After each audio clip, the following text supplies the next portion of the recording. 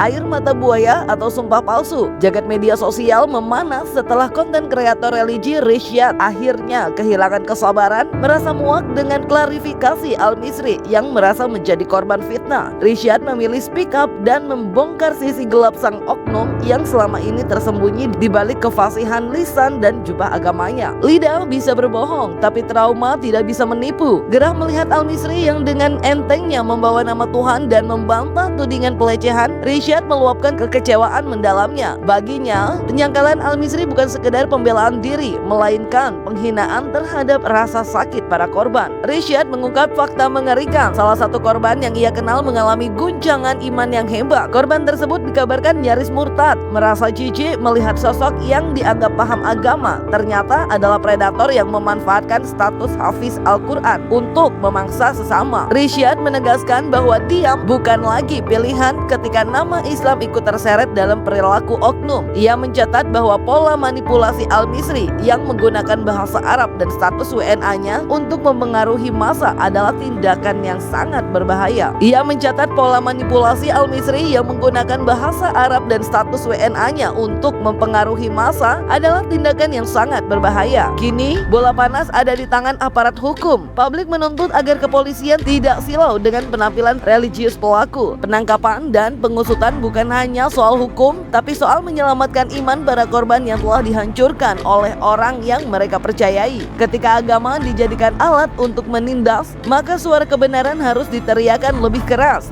2021 bulan November saya menjadi host di salah satu event di acara di sebuah masjid di mana saya menjadi hostnya, beliau sebagai pematerinya, dan saya ingin menyampaikan memang beberapa hal yang perlu diluruskan terkhusus dengan kasus yang sekarang terjadi. Apalagi ngelihat sekarang beliau klarifikasi wallahu a'lam bishawab, tapi semengerikan ini ya akhir zaman tuh. Jujur, pada sekitar 1 tahun atau 2 tahun yang lalu saya tuh silaturahmi ke kediaman kawan saya di Bogor. Korban-korban mereka itu kan di Bogor kan. Ada salah satu kawan saya yang saya silaturahmi ke tempat dia di Bogor. Kemudian ketika saya nunjukin satu galeri, yaitu foto tadi yang saya liatin tadi, mereka semua tertawa. Mereka semua merasa kayak innalillahi wa inna ilaihi rajiun. Awas, hati-hati. Kemudian saya mikir, hati-hati di mana?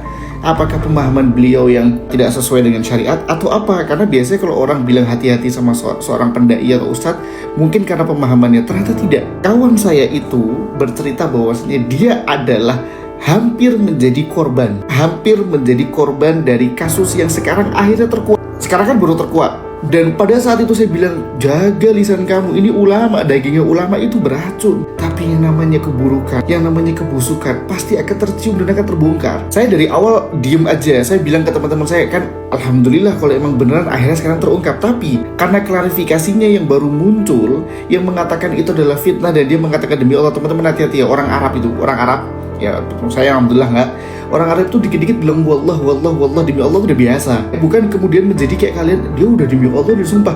Beda orang kita, orang Indonesia, orang lokal, kalau ngomong demi Allah itu kan di puncak tertinggi, kita udah nggak berani buat bohong. Tapi bagi mereka tuh hal yang biasa. Bayangin kalian, saya bilang sama teman saya, kali jangan bohong, dosa besar, ini ulama. Iya, aku nggak bohong, kata dia.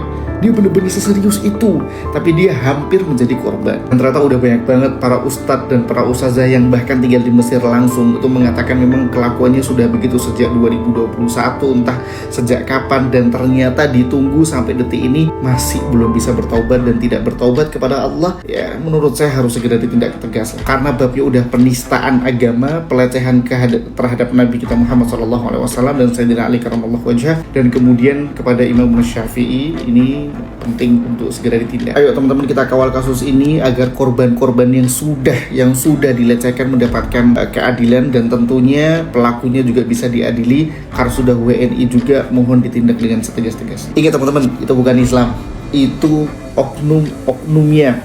Semua punya oknum, semua hal itu ada oknumnya, dan itu termasuk oknumnya, bukan Islamnya. Karena ngeri banget, sampai salah satu korban itu dikatakan pengen murtad ngeliat yang berilmu, yang hafid Quran aja kok begini. Ingat, Islam tidak akan pernah tercoreng oleh manusianya, karena Islam adalah Islam, manusia adalah manusia, manusia ikut Islam, bukan Islam ikut manusia. Semoga bermanfaat. Barakallahu fikum. Kasus ini menjadi pengingat bagi kita semua, adab berada jauh di atas ilmu, dan jubah besar tidak menjamin hati yang bersih. Jangan lupa like, subscribe, komen, dan share biar dapatkan video berita terkini lainnya hanya di Reben Entertainment.